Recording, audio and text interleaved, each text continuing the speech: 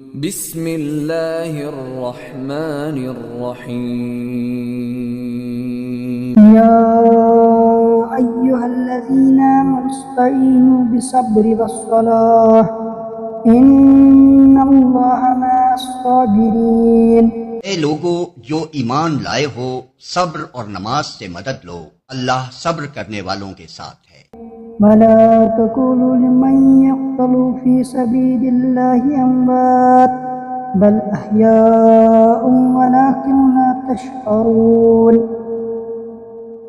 اور جو لوگ اللہ کی راہ میں مارے جائیں انہیں مردہ نہ کہو، ایسے لوگ تو حقیقت میں زندہ ہیں مگر تمہیں ان کی زندگی کا شعور نہیں ہوتا۔ وَلَنَبْلُوَنَّكُمْ بِشَيْءٍ مِّنَ الْخَوْفِ وَالْجُوعِ وَالنَّقْصِ مِنَ الْأَمْوَالِ وَالْأَنفُسِ وَالثَّمَرَاتِ وَبَشِّرِ الصَّابِرِينَ. اور ہم ضرور تمہیں خوف و خطر، فاقہ کشی، جان و مال کے نقصانات اور آمدنیوں کے گھاٹے میں مبتلا کر کے تمہاری آزمائش کریں گے۔ ان حالات میں جو لوگ صبر کریں، الذين إذا أصابتهم مصيبة قالوا إنا لله وإنا إليه راجعون.